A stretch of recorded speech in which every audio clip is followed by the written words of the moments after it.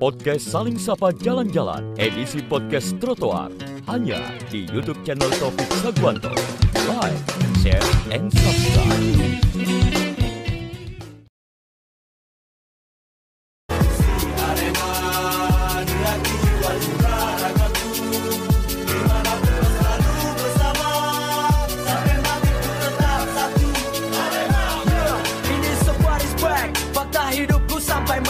Namamu kan abadi sampai nanti ku mati.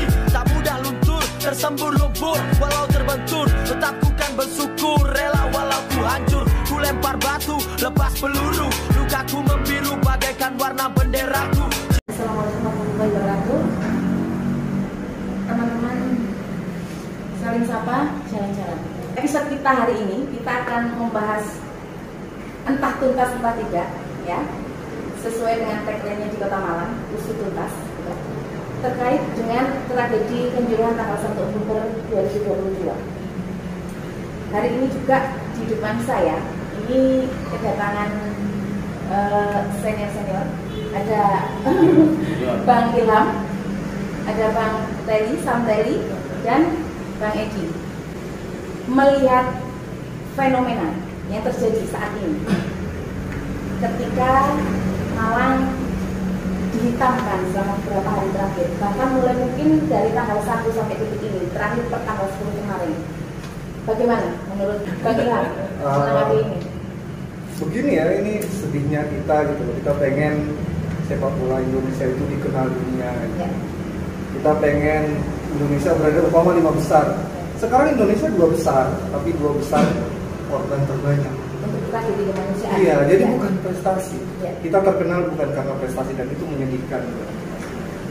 Saya pikir ya, awalnya itu dulu bahwa seberapa besar pemerintah sekarang memberikan perhatian kepada itu, bahwa sekarang adalah kita menjadi negara yang di era modern dengan korban terbanyak. Apa yang kira-kira harus dilakukan oleh pemerintah seiring dengan tuntutannya teman-teman arena yang usut tuntas, keadilan? Apakah itu bisa tercapai, itu masih pertanyaan. Maksudnya untuk pada korban lebih dari aspek kedokteran, terus informasi. Ya mereka ini orang-orang hebat, saya bilang. Kenapa? Karena tidak melihat background siapa yang terjadi, apa yang ada di Malang, klubnya dari mana, enggak. Dia datang atas dasar manusia. Tidak peduli itu entah rivalitas, entah apa. Tidak dari situ. Ya. Murni karena ini juga termasuk salah satu tragedi kemanusiaan di Kota Malang. Maka yang dilakukan Sam Teli beserta dengan Bang Edi dan Bang Ilham adalah juga bagaimana kemudian bisa mengadvokasi mereka secara kemanusiaan juga. Ya. Terjadi itu bagi saya sesuatu yang sangat memilukan, sangat menyedihkan. Kemudian pada saat ada teman yang ngajak ke Malang, saya dengan serta-merta saya datang dan dikenalkan oleh teman tersebut ke Sam Teli. Ya. Dalam satu hari itu Sam Teli ngajak saya mengunjungi beberapa korban. Plus stadion ya. Plus stadion. Jadi memang waktu itu saya memang ingin merasakan seperti apa sih kesedihan itu, dan ini saya rasakan sendiri. Kemudian saya diajak ke Sam Teli mengunjungi beberapa korban, dan saya juga berkesempatan hadir ke Stadion Kanjuruhan. Disitulah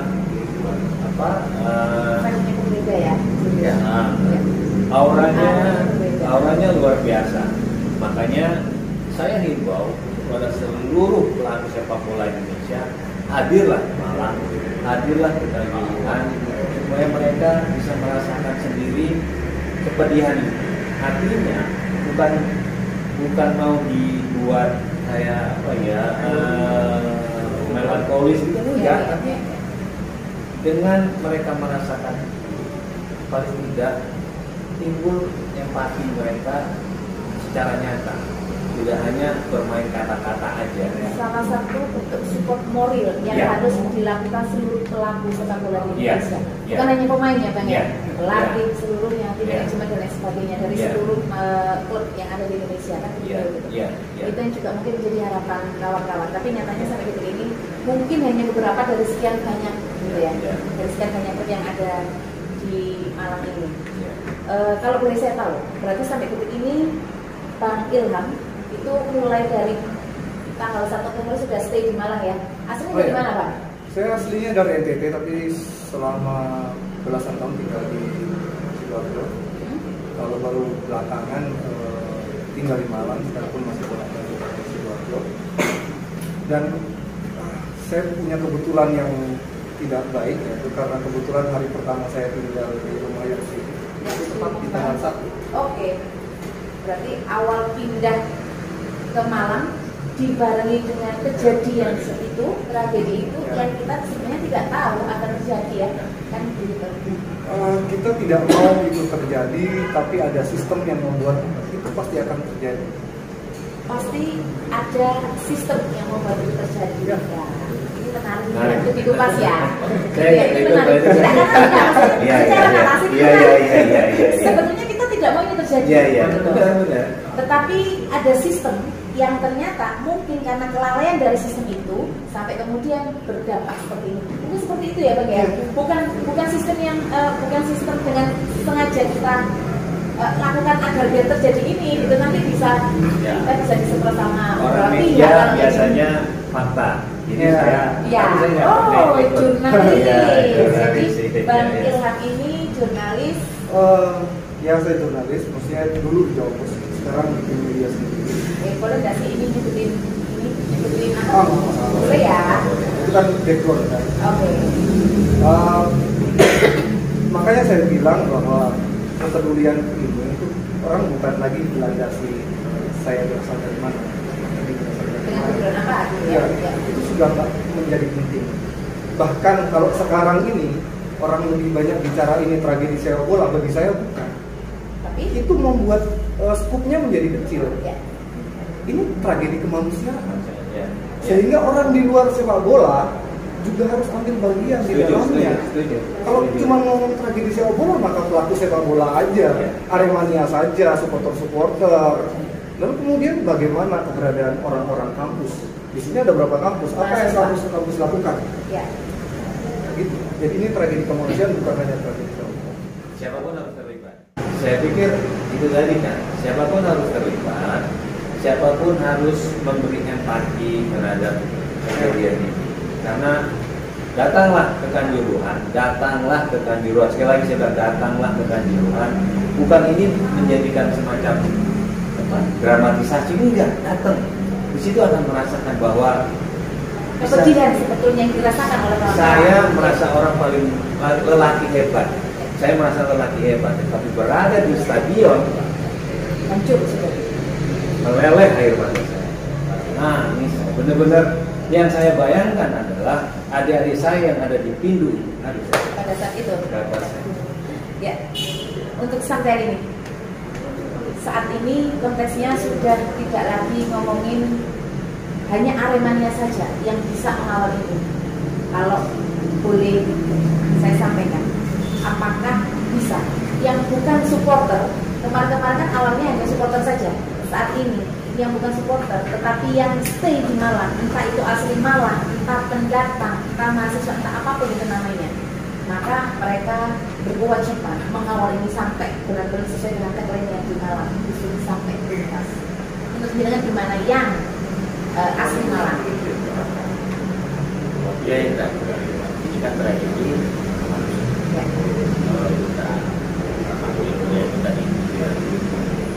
kita bicara sistem yang kalau tidak dibenahi mungkin bisa terjadi di stadion. Makanya kita bicara sistem dulu.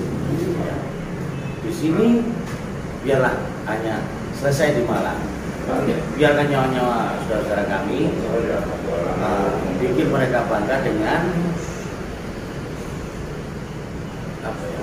berubahnya sistem dalam sepak bola Indonesia. Karena kalau semua sistem masih seperti ini, saya rasa bisa saja terjadi di ngomongin tentang sistem, berarti regulasi internal penyelenggara sepak bola, begitu ya, yang dipertanyakan sekarang. Tadi yang saya sampaikan, saat ini sudah masuk ke dalam harus pembenahan sistem yang terjadi di PSSI. Berarti kita sudah ngomongin ke dalam PSSI. Kalau ngomongin regulasi di internal PSSI akan panjang, gitu ya, Bang Ilham ya. Saat ini fokusnya kan Sapteri, Bang Edi dan Bang Ilham ini melakukan aksi kemanusiaan dengan cara yang berbeda, tetapi dengan tujuan yang sama, yang akhirnya datang ke Kota Malang, dipertemukan. Jadi tragedi ini tidak hanya duka yang kita dapatkan, tapi kalau memang kita bisa menyikapi dari berbagai hal, banyak hikmah luar biasa yang dihasilkan gitu dari tragedi ini. Mereka kesini selain juga mereka ambil ilmu dari sini untuk mengembangkan kemajuan sepak bola ke depan. Apa yang terjadi di sini dia ambil hikmah, salahnya di sini. Ini nanti kalau nggak melihat langsung juga, misalnya kita ini, ya kayak Bang Edi, Bang mau nggak saja, tapi kita harus kuat. Ayo bisa tertarik. Yang misalnya nggak kuat. Sudah berapa kali? Ya, dua kali. Ini hari pertama saya potong. Jadi memang hari pertama itu setelah mengunjungi beberapa korban, saya minta ke Sapteri antarkan saya ke Kanjuruhan. Nah, kedatangan saya ke Kanjuruhan itu adalah yang kali ketiga. Yang kali ketiga artinya begini. Dulu saya pernah datang, karena dulu basic saya kan agent pemain sepak bola. Jadi kunjungan pertama urusan sepak bola, bisnis, membahagiakan. Urusan kedua juga bisnis, membahagiakan. Sekarang saya datang, waktu itu saya datang tanggal berapa ya? 40 hari ini. Saya datang, itu yang memilukan, sudah tidak bahagia lagi. Dan malam itu saya datang dalam keadaan hujan rintik, benar-benar kalau kita manusia memang masih punya hati, pasti nangis. Dan itu harus saya tarik. Kalau enggak, ya terus udah waktu. Karena yang dalam bayangan saya, itu adik-adik kita menjerit-jerit. Nah, saya nggak kuat. Saya nangis. Itu tadi saya bilang, saya merasa laki-laki hebat. Di situ saya nangis. Makanya sekali lagi saya bawa untuknya lain-lain. Datanglah, rasakan bahwa ini jangan sampai terjadi di stadion-stadion yang lain. Jangan sampai terjadi. Terlalu banyak buka kita ini terlalu banyak.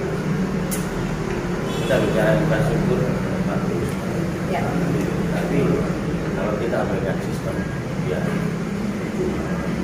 stadion bagus, bukan jaminan keselamatan. Selama sistem sistem paling penting untuk perubahan ekonomi. Memang infrastruktur penting, tapi stadion mewah bagus, tapi kalau sistem tidak berubah, akan tidak ada artinya sebagus apapun infrastruktur itu. Ya. Dari Ilham sendiri. Saya nyambung dengan apa yang dikatakan oleh Bang Edi ya. Alasan saya pengen jadi jurnalis olahraga, jurnalis sepak bola, sekalipun saya basisnya adalah ilmu politik. Saya pernah jadi wartawan politik, lalu kemudian berubah menjadi wartawan olahraga. Kalau saya cuma satu, saya ingin bersenang-senang dan membagikan kesenangan itu. Hanya itu awalnya. Ya, karena olahraga itu hal yang menyenangkan. Ya, kan? Ketika saya mengabarkan hal yang menyenangkan itu kepada orang, orang juga akan ikut bahagia. Tapi hari ini duka yang harus terus dibagikan. Akhirnya ya, kalau umpama saya pengen membagikan duka, mending saya jadi wartawan di kamar mayat. Ya. Jadi dalam situasi ini ya kita nggak bisa menghindar lagi. Cobalah kita melihat sekarang ketika Ketua PSSI mengatakan demo-demo dimobilisasi, ada kemungkinan ada yang bayari, Ada yang menggani, ada yang menggani sambil dia tertawa-tawa. dengan masukkan salah satu provokator dalamnya. Oke. Itu Nah, sejujurnya saya langsung emosi dan kemudian yang ngeklik dan yang melakukan responnya seperti itulah. Tapi dari situ kita bisa melihat bahwa usut tuntas ini makin berat. Kita lihat perwakilan kita di DPR, Ibu Ketua, fotonya bukan berada di Kanjuruhan atau tapi berada di Taiwan. Nah, Ya, betul. di situ kita bisa melihat petinggi negeri ini prioritasnya apa? Apakah Kanjuruhan ini menjadi prioritas bagi mereka? Lalu kita ngomong lagi yang jauh.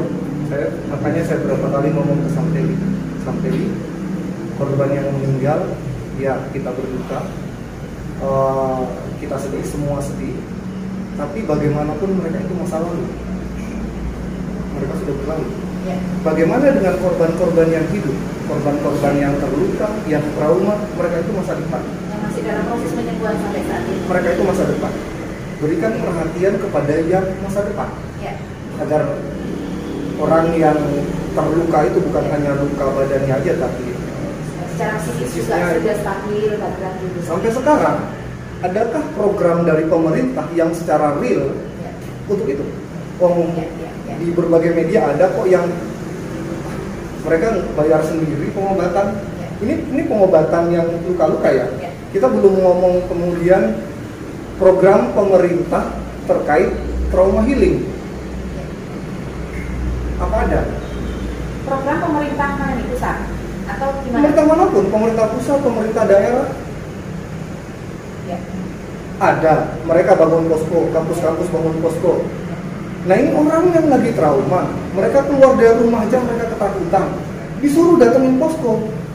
Cara yang bagi saya nggak masuk akal. Yang dilakukan adalah turun ke bawah, turun langsung, bukan duduk diam di posko, bukan duduk di Menara Gading seperti yang dilakukan oleh kampus-kampus di mana. Jangan Nah, bola. makanya kenapa saya apresiasi apa yang dilakukan oleh Sampeli.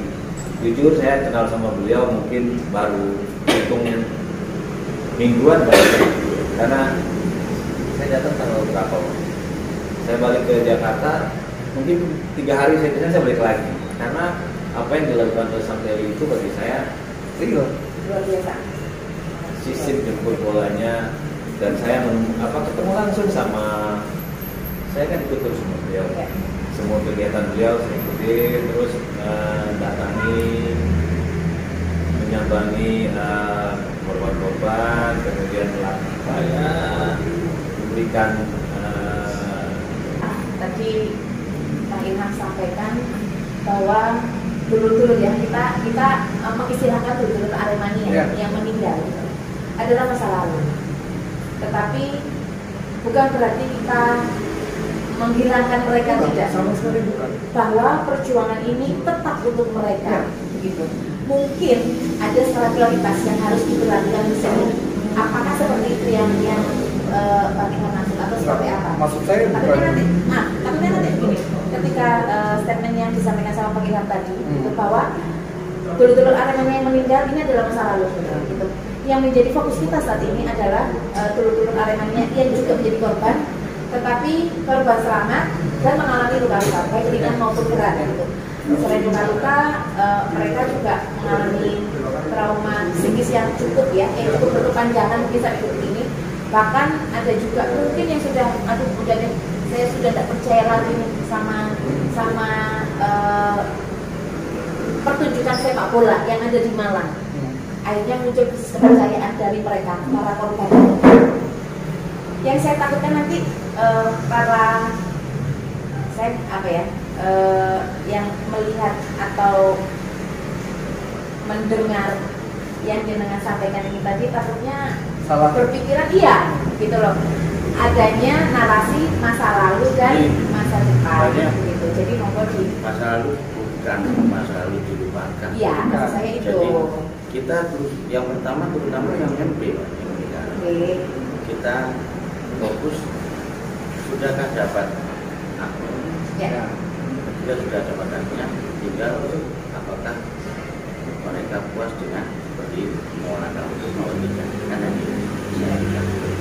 tapi yang berjuang itu ini juga harus diperhatikan. jadi ketika dapat perhatian orang yang kritisnya banyak kemarin, Ya. itu lebih difokuskan karena mereka sedang berjuang hidup, jangan sampai tambah lagi. Ya. Itu yang dimaksud, bukan masa lalu lupakan, bukan. Ya. Maksudnya ada yang lebih prioritas. Ya. Yang Untuk skala prioritas di sini untuk penanganan yang mungkin seperti Iya, itu. penanganan. Ya kan? Nah, ketika tadi sudahkah mendapatkan haknya, Iya. maka di sini adalah para korban. Ya, Ya, dan muncul pertanyaan, siapakah yang berkewajiban di sini untuk memenuhi yang menjadi hak dari para korban? Menurut pihak dulu ya, ya pemerintah. ya, pemerintah dimulai dari pemerintah kota sampai kemudian Pemerintah pusat. terdekat dan yang pusat. Yang pusat adalah pembuat kebijakan, Ya, yang di daerah adalah eksekutor dari kebijakan tersebut. Masalahnya adalah kebijakan itu ada atau enggak. ya. Ini kebijakan dari mana dulu nih? Pemerintah pusat. Enggak, maksud saya terkait dengan Nah, terkait dalam penyelesaian atau penyelesaiannya itu seperti apa. Oke. Jadi begini, kita tahu nggak mudah orang mengalirkan dana pemerintah karena itu dari pajak dan lain-lain. Maka harus ada payung hukum untuk itu. Ya. Pertanyaan saya, ada nggak payung hukum untuk menggratiskan kepada para korban ini ketika melakukan pengobatan, ketika mereka yang sudah meninggal kemarin menjalani, kalau sudah meninggal rata-rata semua ditanggung oleh negara ya. Nah sekarang yang masih hidup, ketika mereka menjalani pengobatan, apakah sudah ada payung hukum yang bisa membuat mereka itu bisa mendapatkan pengobatan secara gratis? Ya, terakomodir kebutuhannya gitu. Ya. Nggak ada bagi saya, nggak ada payung hukumnya. Maka karena nggak ada payung hukumnya, akhirnya pergerakan yang dilakukan adalah pergerakan seperti yang dilakukan Kelly dan teman-teman di KNPI, teman-teman yang lain. Semua pergerakan yang sporadis. Ya, tergantung. Maksudnya sporadis itu adalah nggak tersistem. Ya. Karena yang seharusnya ya gerakan itu dilakukan oleh ada payung hukumnya dari pemerintah. Oke, ada sebuah kebijakan nih untuk semua korban gratis, termasuk perawatannya sampai dia sembuh. Mereka yang matanya merah sampai apa itu atau luka-luka, ada pengobatan gratis sampai sembuh. Trauma healing bisa berapa tahun itu? Adakah? Nggak ada. Bagaimana korban yang kebetulan lelaki dan kepala rumah tangga yang kita tidak mendoakan, tetapi kita tidak tahu kan masih ada yang masih masa perawatan, gitu ya Pak ya. Tapi ternyata mungkin akhirnya menjadi cacat seumur hidup. Bagaimana kemudian istri dan anaknya? Pertanyaannya, ditanggung siapakah? Dan siapakah yang berkewajiban menanggung mereka? Secara yang menjadi tulang punggung ini itu menjadi korban yang kita juga tidak mau, dan bahkan beliau sendiri juga tidak mau menjadi seperti itu, kan begitu ya, Pak Edi? Mau sampai kalau bicara tanggung jawab,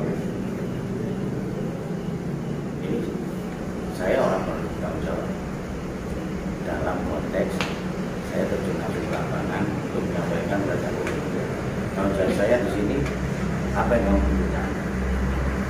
Banyak loh, saya ke sana dalam kondisi mana korbannya, apa sekarang kemana? Karena 2 minggu nggak masuk kerja, sekarang nyari kerja. Ini problemnya. Ya. Oh ya. Jadi saya berpikir tanggung jawab. Kalau pemerintah ya, kita tahu lah mungkin upaya ke sana nggak nyampe. Tapi kita yang ke lapangan tahu kondisi-kondisi korban ini sekarang menghadapi problem apa. Akhirnya saya bilang, kalau nanti saya ini Bu ya, kalau misalnya ada, saya sampaikan ke teman-teman, ini kondisi sekarang datang begini. Akhirnya mulai pikiran ada, mau nggak usaha? Kalau dari sisi kita siswa hidup itu mereka tidak ada apa misalnya mereka nggak mau bisa dengan cara lain. Jadi untuk sulit terjadi untuk nyari kerja, tapi selama ini yang aku kan kamu dari mana? Iya. Harga jalan terus ya. Setiap hari harus makan kan? Iya. Ya. Bukan berarti korban sudah sembuh kita nggak kasih, tapi ternyata ada problem baru. Terus kemana korbannya ditanya? Tadi pergi Pak nyari kerja, korbannya dikeluarkan. Suami itu rawat diri di rumah, akhirnya dikeluarkan dari kerja. Sekarang nyari kerja baru, ya nggak mudah nyari kerja sekarang. Ini problem-problem ini kan nggak tahu nyampe apa enggak ke pemerintah. Kalau kita karena orang lapangan dan ibunya sendiri kita, dia telah mendukung Pak, akhirnya bisa di mana di pabrik ini karena 2 minggu sudah masuk atau 3 minggu sekarang bisa jalan sudah lebih alhamdulillahnya dikeluarkan dari desa kita.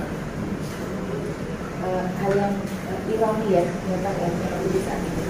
Sama mungkin ketika terjadi bencana semuanya pada berbondong-bondong untuk menjadi relawan, ya kan? Tetapi tidak dipikirkan bagaimana proses recovery pasca. Sama dengan yang terjadi saat ini.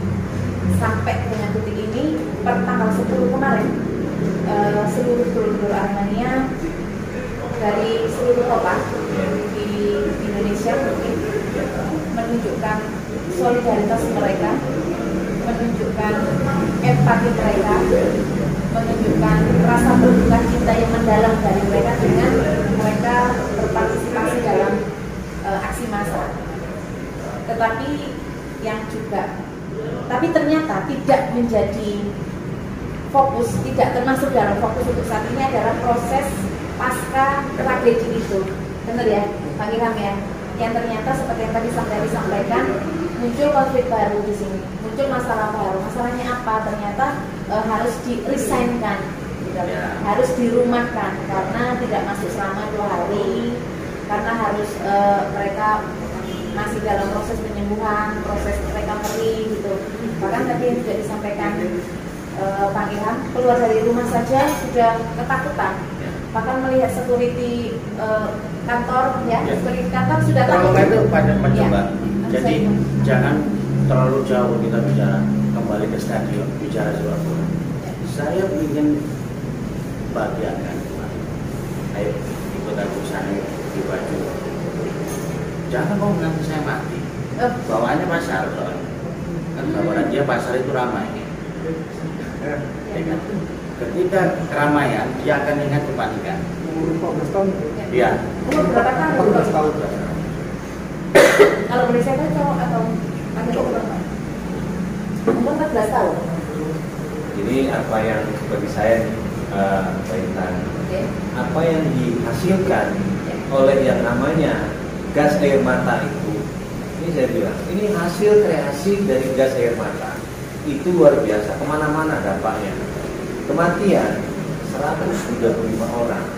Kemudian dampak yang ada di belakang juga mereka-mereka yang mencari hidup di sepak bola. Akhirnya kan gara-gara kejadian gas air mata itu, mereka yang mencari kehidupan di sepak bola stop sekarang. Stop totali. Tidak bisa ngapa-ngapain.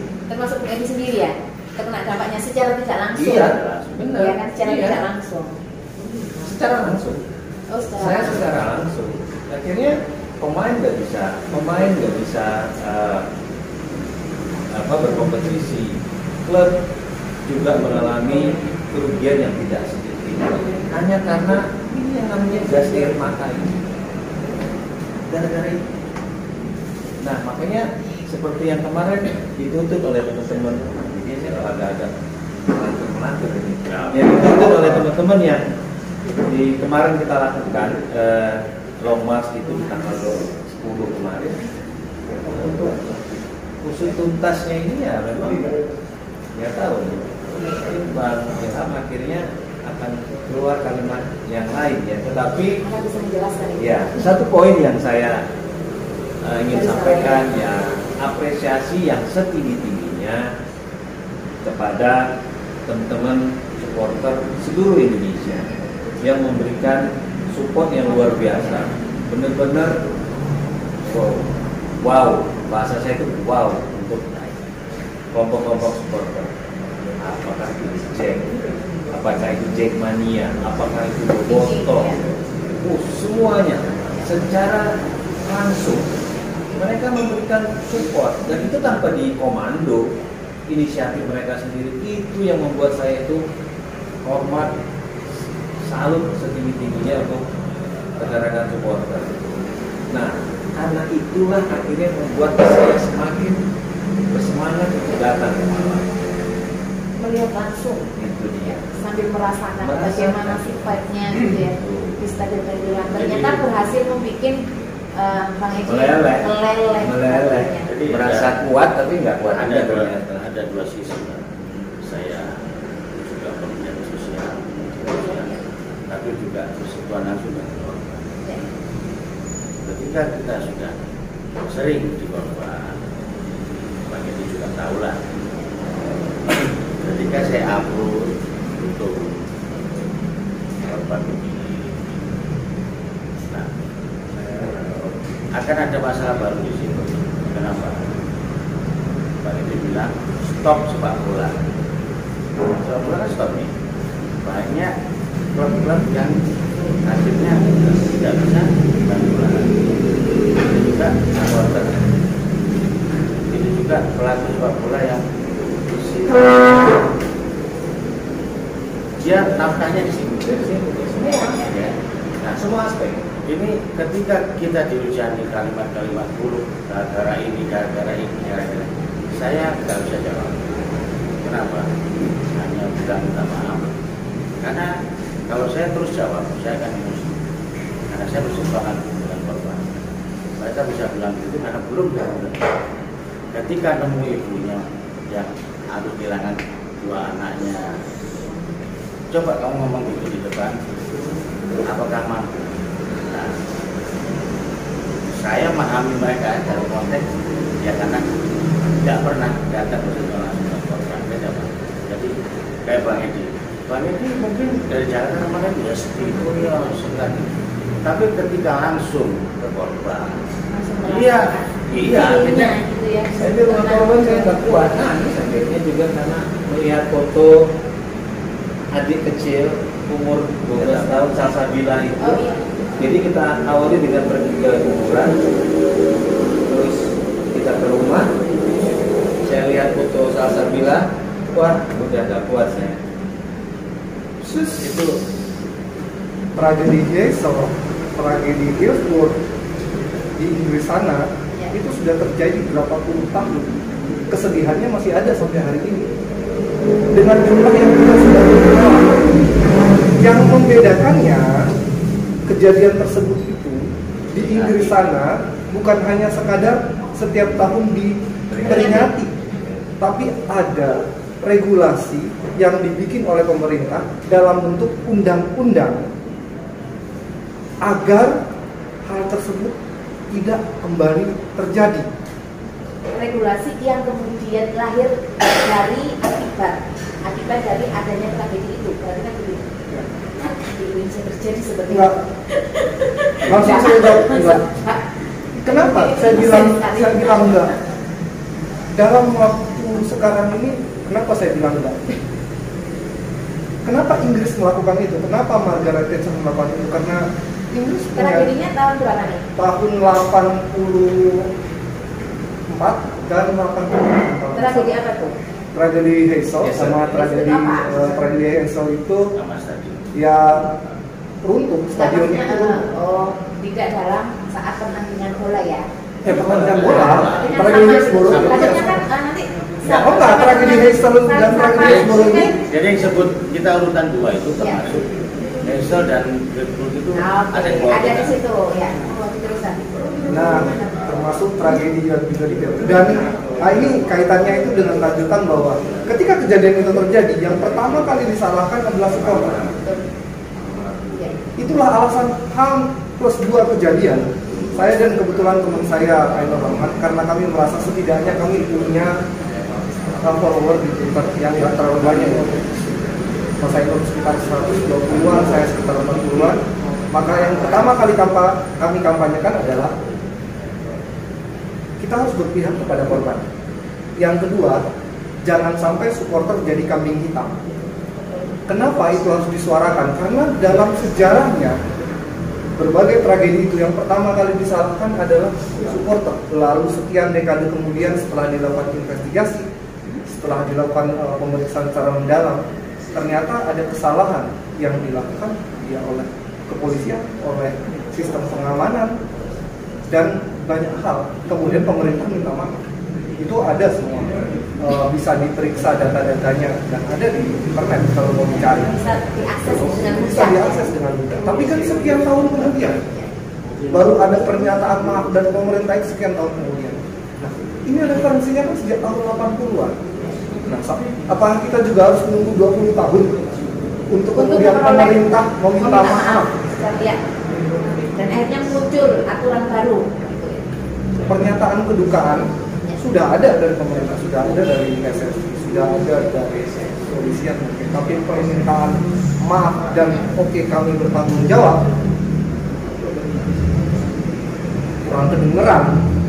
Atau mungkin tidak kedengeran sama sekali. Bisa jadi. Jadi ya dari situ lalu kemudian tim yang dibentuk ketika itu tim apa namanya? TGIPF. Dari rekomendasinya saya respect dengan semua rekomendasi itu hanya yang kemudian lebih banyak tidak dijalankan, tapi saya respect dengan upayanya. Tapi tidak ada sebuah rekomendasi perubahan yang secara sistemik. Maksudnya perubahan sistemik adalah kenapa kita nggak mendorong untuk membuat regulasi agar ini tidak kembali terjadi. Regulasi apa? Undang-undang crowd control, undang-undang tentang pengaturan supporter, undang-undang yang mengatur standar stadion, standar pengamanan, ketika pengamanan pertandingan Bayangkara lawan Arema jangan disamain dong dengan pertandingan antara Persebaya dengan Arema. Bayangkara nggak ada pendukungnya ya polisi semua ya. Maksud saya adalah harus ada kategorisasi itu dengan jelas. Nah, kita nggak punya aturan tentang itu dan kita nggak punya kesadaran untuk membuat aturan tentang itu. Tapi problemnya juga, apakah sepak bola ini sudah benar-benar menjadi penting dalam konteks pemikiran dari pemerintah kita? Maksudnya penting itu adalah berapa sih anggaran untuk olahraga di Indonesia? Kemenpora itu kayaknya termasuk yang terendah anggarannya. Apalagi cuma Indonesia. Anggaran itu menunjukkan perhatian. Anggaran pemerintah terhadap pendidikan berapa itu menunjukkan perhatian pemerintah besarnya perhatian ya. itu. Nah, anggaran kecilnya gitu ya. Anggaran untuk olahraga berapa? Ya seperti itu. Jadi bagi saya undang-undang itu belum mungkin terjadi karena memang itu belum menjadi prioritas. Ternyata sampai saat ini belum menjadi prioritas. Kalau di Eropa kan setahu saya ya, standar pengamanan di dalam murni swasta. murni swasta. Ada tapi di luar. Oke, pengamanan depan. Saya bisa cerita. Ya. Sorry.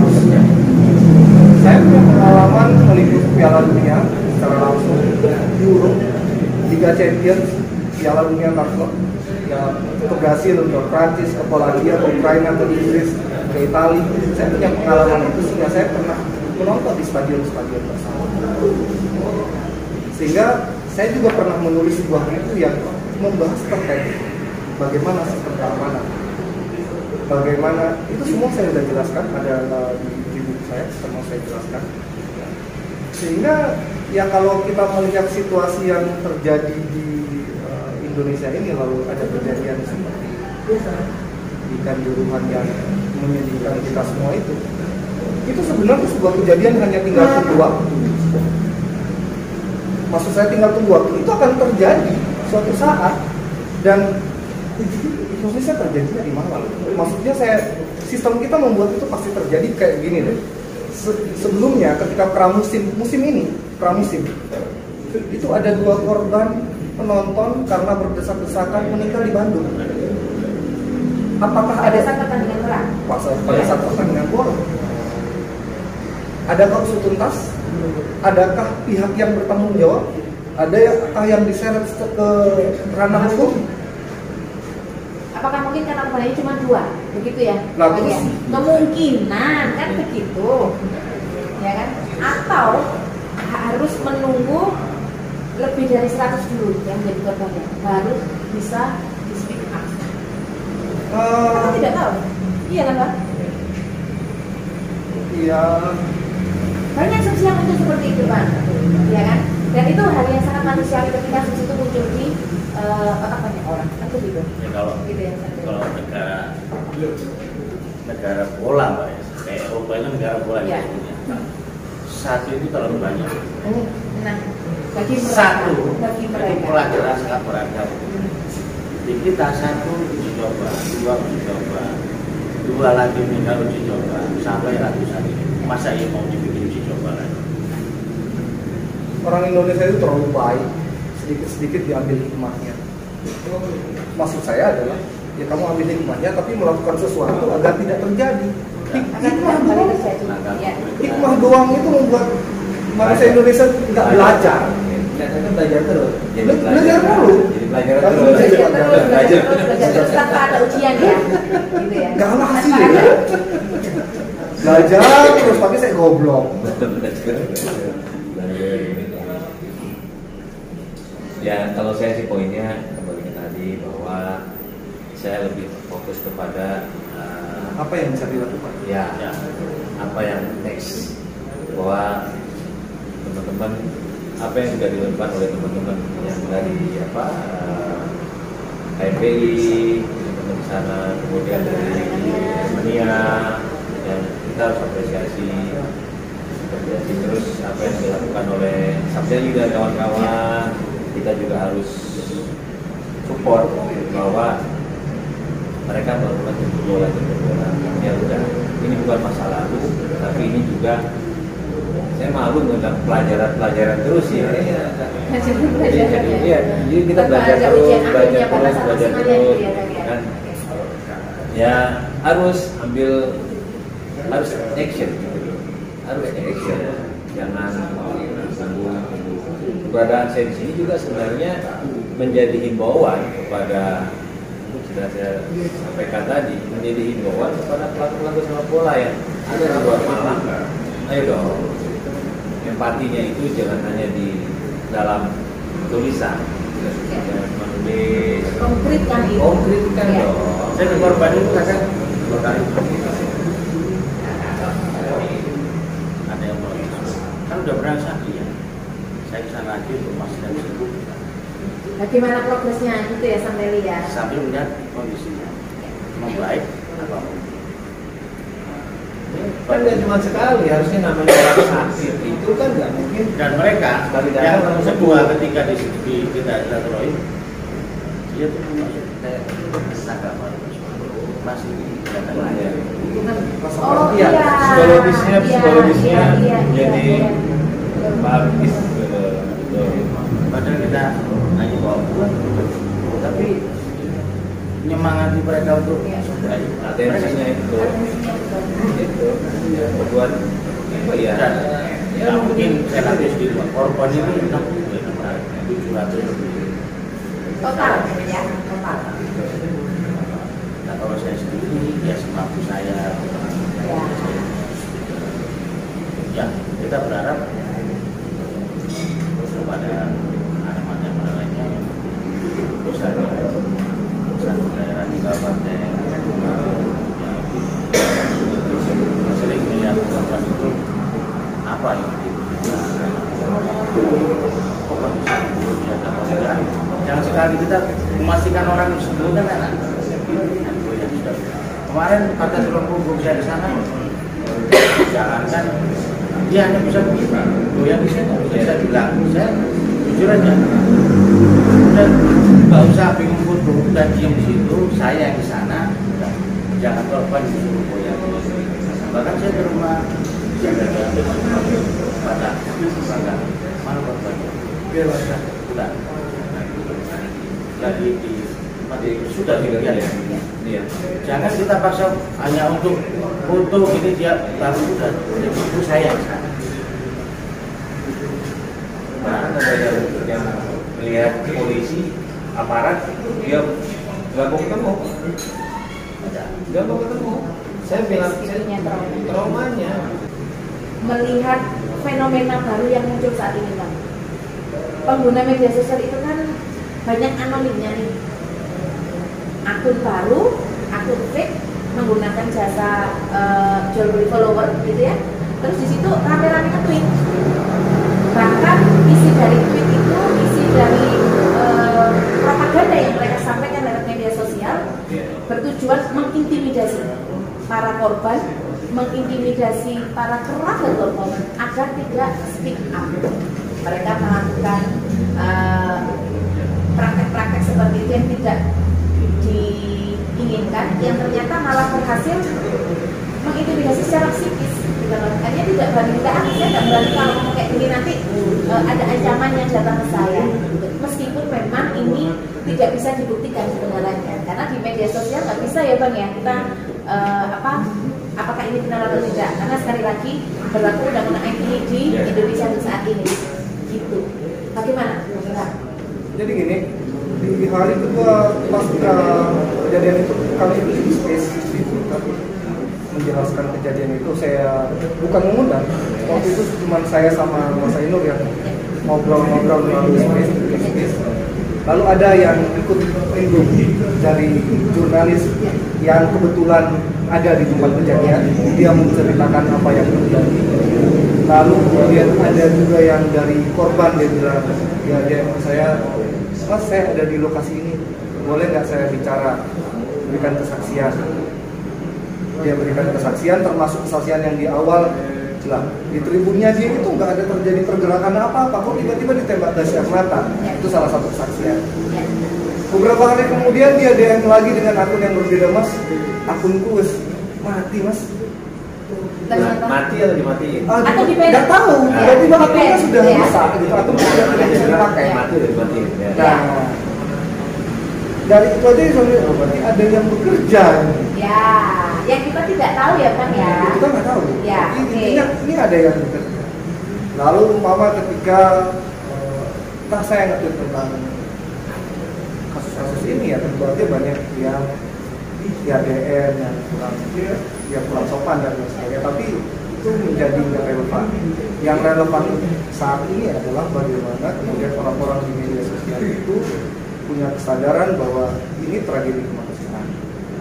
Jangan kemudian kita mudah dipecah belah dengan satu isu, dua isu bahwa ini Aremania enggak ini kebetulan terjadi di mana? Seperti apa Wong sebelumnya terjadi di Bandung kan? Kembali ke pertanyaan tadi, ya maksudnya apakah itu bisa maksimal dilakukan oleh para anonim ini untuk berusaha untuk mengintimidasi, kan tujuannya untuk mengintimidasi agar tidak bisa speak up kan? Menurut saya juga bisa dibuktikan kebenarannya ya sampai ya karena menurut saya nggak efektif, tapi kenyataannya bahwa itu bisa memecah isu. Maksudnya tiba-tiba nanti mengalihkan, karena tiba-tiba nanti orang yang sudah simpati jadi nggak simpati gara-gara dibangun isu ini. Dan itu memang ya itulah media sosial. Propaganda. Ya itu propaganda. Nah sekarang adalah makanya mengajak akun-akun yang lain ya kabarkan yang menurut teman-teman itu benar. Lalu yang berikutnya yang kita mau langkah konkret. Apa yang dilakukan oleh Fakta? Apa yang dilakukan oleh teman-teman di KMP di sana, teman-teman TGA ya? Tim gabungan Aremania itu langkah yang luar biasa dan langkah yang lain luar biasa. Tapi saya punya sebuah usul. usulnya adalah terinspirasi dari korban-korban tragedi Hillsborough di Indonesia, itu supporter Liverpool. Para korban ini kemudian memutuskan membuat sebuah lembaga. Singkatnya mereka sendiri yang menyatukan diri mereka. Tujuannya apa? Pertama, ketika mereka berinisiatif bersatu bersama-sama, maka mereka bisa melakukan langkah-langkah perjuangan, entah langkah-langkah hukum, entah langkah-langkah penyembuhan, dan yang tidak kalah penting adalah saling menguatkan. Jadi ini, saya ini korban, ini korban, ini korban. Kita bertemu, kita akan saling menguatkan. Mereka yang bukan korban kan jembatan. Jembatan. Jadi kalau kayak yang ngomong saya ngomong nuntut keadilan, saya bukan korban. Andaikan korban yang meneriakkan itu, suaranya lebih nah, yang kedua, mungkin langkah ke depan bagi teman-teman ini, kita sama-sama coba kita galang lembaga-lembaga psikolog di Malang untuk turun langsung melakukan trauma. Itu sudah dilakukan. Sekarang sudah banyak melakukan, tapi semakin banyak akan semakin baik. Akan semakin cepat teratasi. Ya. Terakhir kalinya, boleh deh disampaikan sedikit saja keinginan, harapan, tapi secara singkat karena sudah mendekati akhir waktu. Dimulai dari Bang Edi dulu, monggo. Harapannya apa terkait dengan ini yang terakhir. Ya, singkat. Ya, ini yang terakhir. Ya. Dan berilah empati secara langsung kepada para korban. Ya. Sudah? Ya. Monggo, sampai lagi. Harapan ya sama Pak. Ini kejadian kelam jangan sampai terjadi. Kota lain. Cukup malah kami meminta maaf, makanya kami disuruh ambil status silakan pulang, karena mungkin hanya itu yang bisa sedikit meringankan kesalahan kami. Jadi biar kami Tanggung jawab moralnya ya, ya. biar kami mereka yang nggak salah biarkan jangan dipecat semua, jangan buat bagi karena pelaku korban banyak sekali memang tidak sampai situ. Ya, tapi kalau ada dari supporter lain olahraga lain nggak bisa itu karena harus selesaikan dulu tragedi. Nah itu hal lain Pak. Tapi kalau kami yang meneriakkan itu maka tidak ada logis. Kami ada di serangan. Di akhir bagi saya, pada teman-teman Aremania, pada teman-teman supporter dimanapun, kepada orang-orang yang terlibat dalam advokasi ini, terlibat dalam memberikan bantuan kepada korban, atau apapun terkait kanjuruhan. Terima kasih teman-teman sudah berjuang dan memperjuangkannya. Sekalipun belum tentu perjuangan teman-teman ini bisa teman-teman menangkan, tapi teman-teman sudah berjuang dan artinya teman-teman tidak kalah. Bagi saya itu. Baik, sampai di sini perjumpaan kita. Mudah-mudahan membawa manfaat. Terima kasih banyak semuanya. Saling sapa, jalan-jalan. Usul tuntas.